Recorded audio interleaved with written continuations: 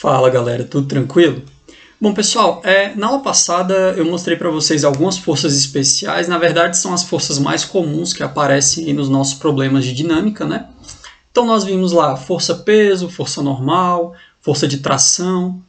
E agora pessoal, uma outra força muito comum que exige aqui uma atenção um pouco maior é a força de atrito.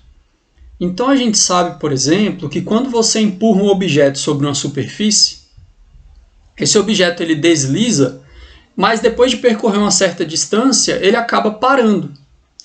Isso quer dizer que se ele acaba parando, tem alguma força que está produzindo uma desaceleração nesse objeto. Essa força, pessoal, é uma força que resiste a esse deslizamento, que é a força de atrito entre a superfície do objeto e a superfície do chão ou da região onde ele está deslizando. Então essa força ela existe e o objetivo da aula de hoje é mostrar para vocês como que a força de atrito funciona, como que a gente pode calcular a força de atrito e por que que essa força de atrito ela existe, beleza? Bom, então para a gente falar de força de atrito, primeiro eu acho interessante a gente ter um entendimento microscópico que faz com que a força de atrito ela exista. Na verdade o que acontece é que quando a gente coloca duas superfícies em contato uma com a outra, essas superfícies, em geral, pessoal, elas são superfícies que não são perfeitamente lisas, elas não são perfeitamente bem polidas. Então existem irregularidades aqui, uma série de saliências, tanto na superfície do objeto que eu vou colocar para deslizar, quanto na superfície também do chão ou da mesa que você está colocando o objeto para deslizar. Então você tem essa série de imperfeições aqui, ó.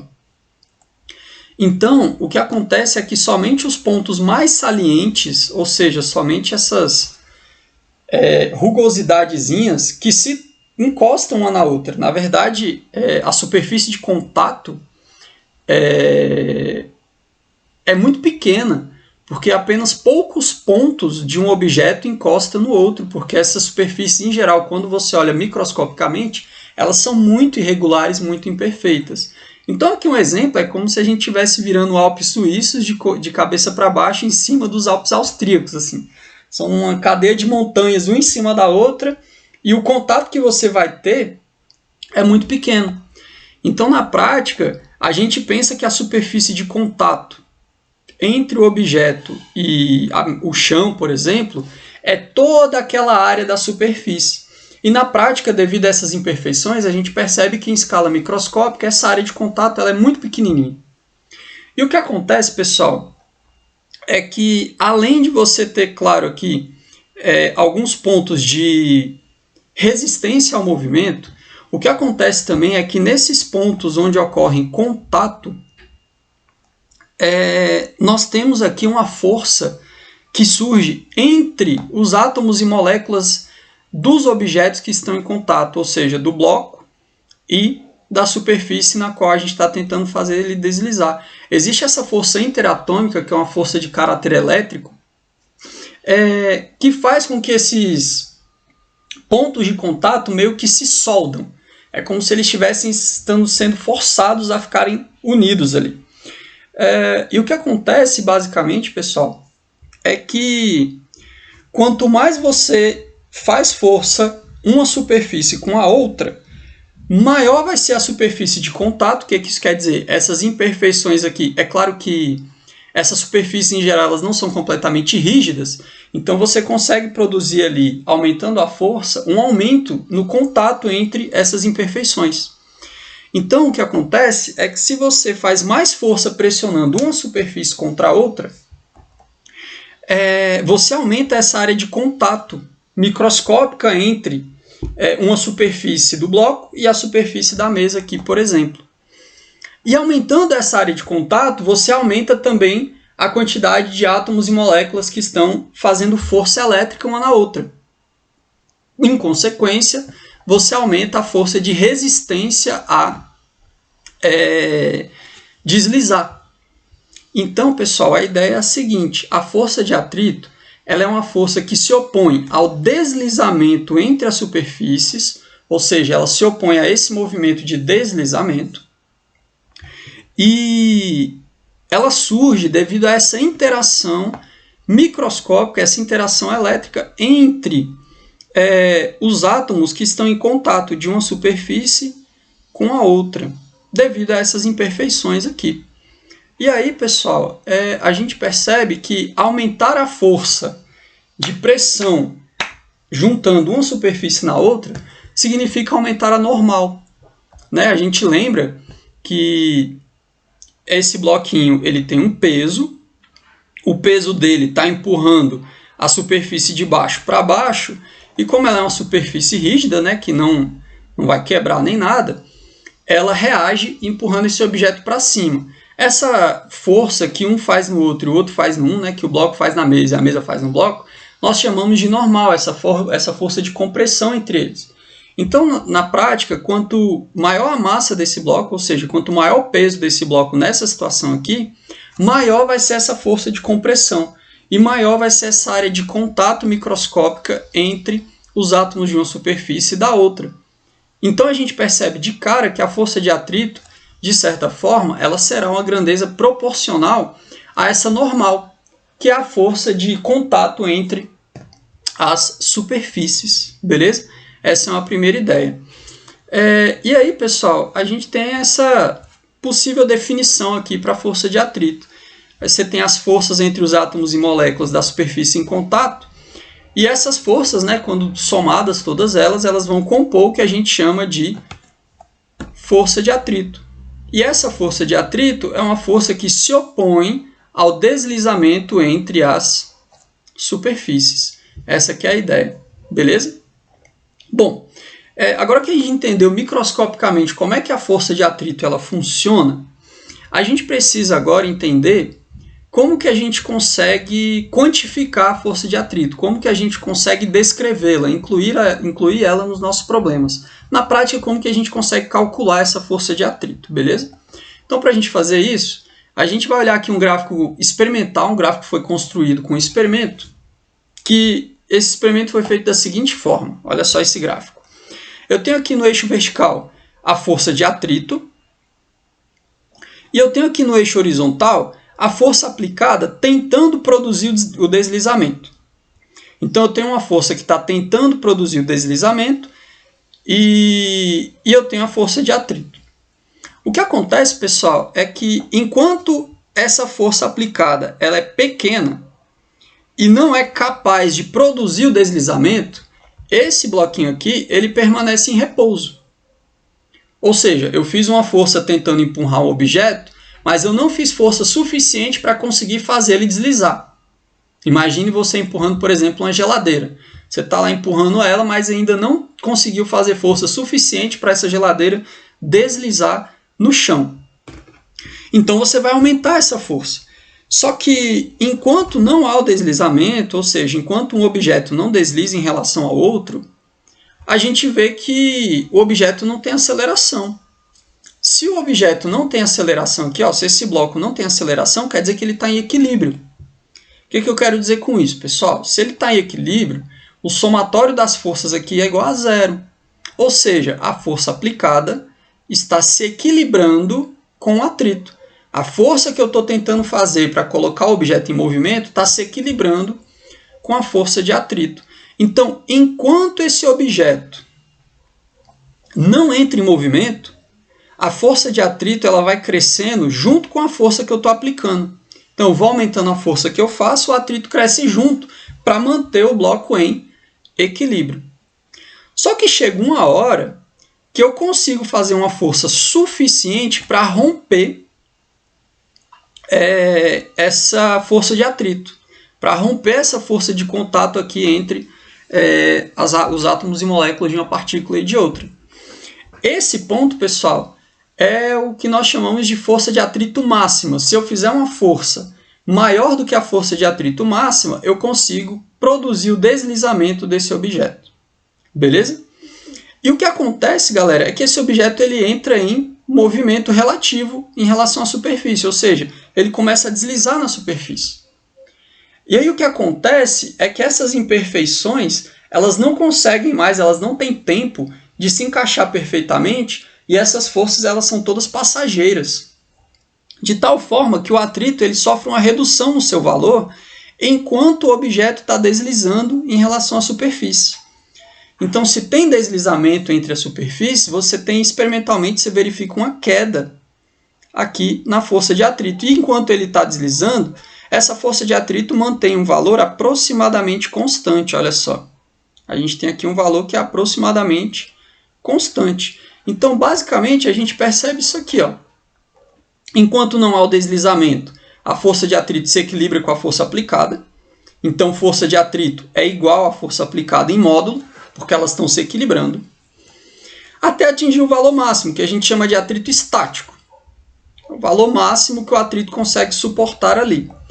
E durante o deslizamento, você tem uma redução no valor da força de atrito e ele permanece constante. Pessoal, esse atrito aqui, enquanto há o deslizamento, é o que nós chamamos de atrito cinético ou dinâmico. E esse atrito máximo aqui é o que nós chamamos de força de atrito estática. Beleza? E enquanto não há deslizamento, a força aplicada se equilibra com a força de atrito. Então, com esse gráfico e com essas ideias, a gente consegue agora quantificar melhor a força de atrito. Essa aqui é a ideia. Então, a gente tem a seguinte ideia. O que a gente viu? Primeira coisa, vamos lembrar que a pressão entre a superfície, né, que faz com que a área de contato entre os átomos e moléculas aumente ou diminua, está relacionado com a normal. Então, a gente viu que, de alguma forma, a força de atrito vai ser proporcional a essa normal. Só que é o seguinte, enquanto não há deslizamento, a gente viu que a força de atrito se equilibra com a força aplicada. Então, em módulo, elas são iguais. A gente está falando dessa parte em vermelho. Eu aumento a força aplicada, o atrito aumenta junto, mantendo o objeto parado, em equilíbrio. Beleza? Até chegar num valor, pessoal, máximo aqui, que a gente chama de situação de iminência do deslizamento. Ou seja, está quase deslizando. É o máximo que o atrito consegue segurar. Se você aumentar a força um pouquinho, esse bloco vai começar a deslizar sobre a mesa. Então, nessa situação de iminência do deslizamento, quando o atrito é máximo, a gente chama de atrito estático. E a gente percebeu que esse atrito estático é proporcional à normal. Ah, professor, e a constante proporcionalidade? E aí, pessoal, a constante proporcionalidade a gente chamou de coeficiente de atrito estático. Esse coeficiente de atrito estático, pessoal, ele vai depender das superfícies que você está colocando em contato. Então, por exemplo, se você pensar numa borracha em relação ao asfalto, por exemplo, que é a situação do pneu de um carro no asfalto do chão, são duas superfícies que a gente consegue ter coeficientes de atritos bastante altos, porque a borracha e o asfalto, eles têm muitas imperfeições e a borracha, ainda como ela é maleável, ela consegue encaixar suas imperfeições melhor no asfalto, produzindo um coeficiente de atrito estático relativamente alto. Então, esse coeficiente de atrito estático aqui, pessoal, ele depende das superfícies que estão em contato. Beleza? E o que a gente viu é que enquanto o objeto está deslizando, essa força de atrito ela sofre uma redução. Então, ela continua sendo proporcional à normal, claro, porque quanto maior a força de normal, maior a pressão entre as superfícies. Só que a gente muda esse coeficiente. A gente começa a ter um coeficiente aqui menor, chamado de coeficiente de atrito cinético ou dinâmico.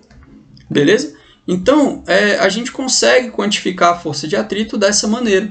E aí a gente tem que esse μ aqui é a letra grega μ, né, pessoal? É o coeficiente de atrito estático. Ele só atua, né? Ele só é relevante no momento em que a força de atrito atinge seu valor máximo. Antes disso, a força de atrito é igual à força aplicada.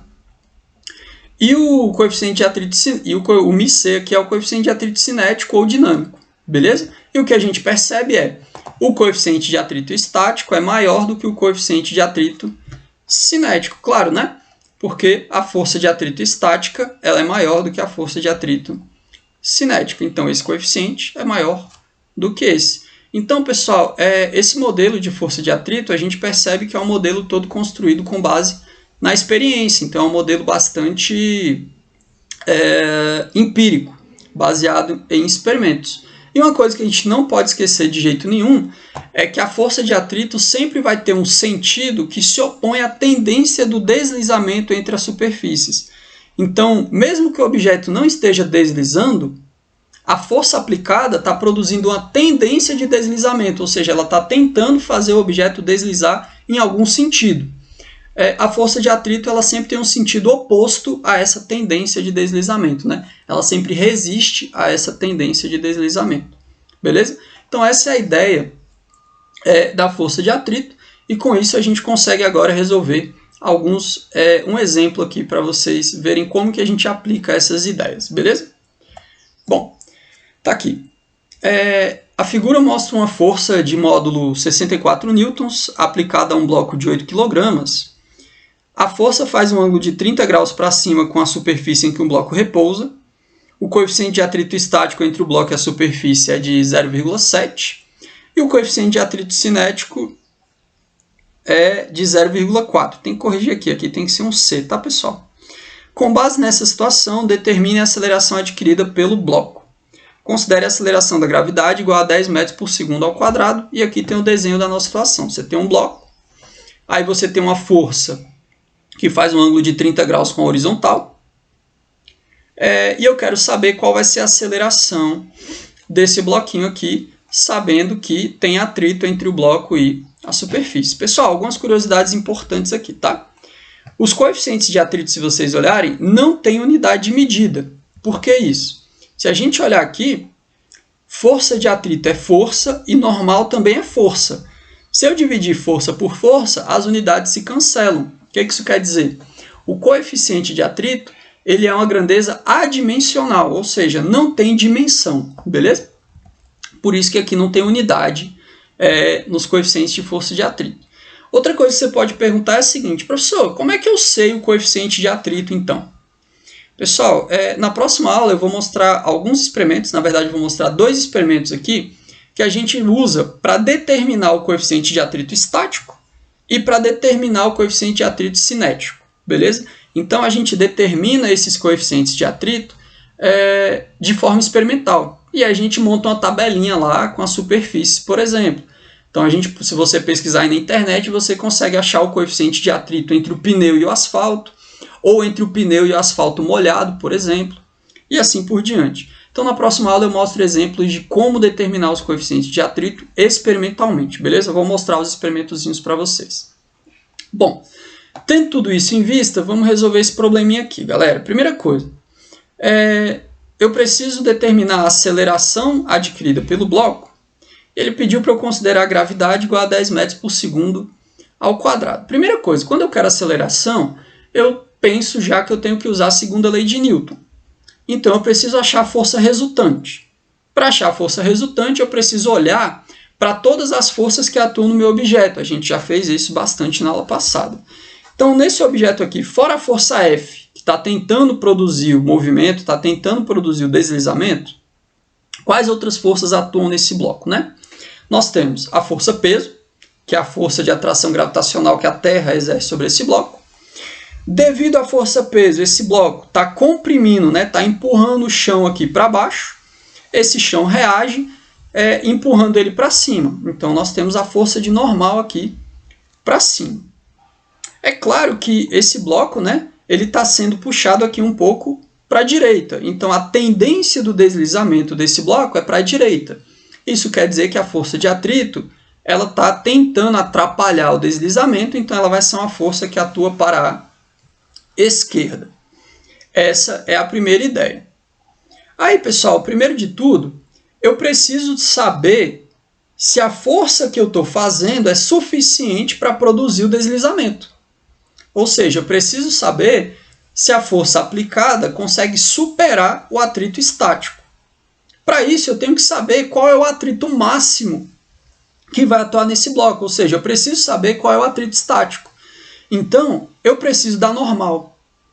Para descobrir a normal, a gente precisa decompor essa força, porque olha só, pessoal, essa força aqui está com um certo ângulo. Então, para a gente fazer o somatório aqui, pensando em eixo vertical e eixo horizontal, é interessante decompor essa força. Então a gente pode decompor essa força da seguinte maneira. Eu tenho uma componente horizontal, componente x da força F, e eu tenho uma componente vertical, componente y da força F. Bom, o que a gente enxerga? A componente x da força F, ela está adjacente ao ângulo de 30. Então, o Fx, né, usando a ideia de que cosseno é o cateto adjacente sobre a hipotenusa, que é a força F, passa a hipotenusa dividindo para o outro lado, o Fx vai ser igual ao módulo da força F vezes o cosseno do ângulo θ, né, pessoal? A força F ele diz que é de 64 newtons, o cosseno de 30 graus é raiz de 3 sobre 2. Se a gente fizer essa continha na calculadora e arredondar um pouquinho, dá 55,4 newtons. Essa é a componente x da força F, a componente na horizontal, que efetivamente está tentando fazer o bloco deslizar. Beleza? Bom, se a gente pegar a componente y e trouxer para cá, nós fechamos aqui um triângulo, né? E a componente y da força F ela vai ser o cateto oposto ao ângulo. Então, vai estar relacionado com o seno desse ângulo. Então, Fy é igual a F vezes o seno do ângulo θ, que é o ângulo de inclinação da força. O F é 64 newtons e o seno de 30 graus é meio. 64 vezes meio dá 32 newtons. Então, a componente y da força é de 32 newtons. Agora que eu tenho as componentes Fx e Fy da força aplicada, eu consigo usar essas componentes para determinar a força normal, que vai me permitir determinar tanto a força de atrito estática e, se necessário, a força de atrito cinética também. Como é que a gente faz isso? Bom, eu vou pensar, pessoal, que aqui na vertical esse objeto não tem aceleração. O que isso quer dizer? Ele não vai subir, né, acelerar para cima, e nem vai afundar na terra, não vai acelerar para baixo, beleza? Bom, se na vertical esse camarada não tem aceleração, eu posso dizer que o somatório das forças ao longo do eixo y, em módulo, né, é igual a zero. Na prática, pessoal, é o seguinte, tudo que puxa para cima menos o que puxa para baixo é igual a zero, ou seja, a normal mais a componente y da força F, que está puxando para cima aqui, né, menos o peso que puxa para baixo, tudo isso vai ser igual a zero. Então, o somatório das forças na vertical vai ser igual a zero. Por quê, pessoal? O que eu estou dizendo aqui é que a força resultante na vertical é igual a zero, já que não tem aceleração na vertical, beleza? Com isso, a gente consegue achar normal, olha só. O Fy a gente já achou, é 32. E o peso, galera, é massa vezes gravidade, né? A massa é de 8 kg, a gravidade é 10, então o peso desse bloco vai ser 8 vezes 10, 80 newtons. Então a gente tem essa continha aqui. O Fy foi 32, o peso foi 80. 32 menos 80 dá 48 newtons, né? A gente pegou aqui, ficou menos 48, passa para o outro lado positivo. Então a força normal que atua nesse bloco é de 48 newtons. Então com a força normal, a gente consegue determinar o atrito máximo que atua nesse bloquinho aí. Percebam, galera, nesse exemplo aqui, uma coisa muito importante. Como a gente tem uma componente y da força aqui ajudando a normal, acaba que essa força está diminuindo a pressão aqui, diminuindo a força de contato entre as superfícies. Então a gente está acostumado com aquela ideia de que normal é igual a peso, tem que tomar cuidado. Nesse caso aqui não é verdade.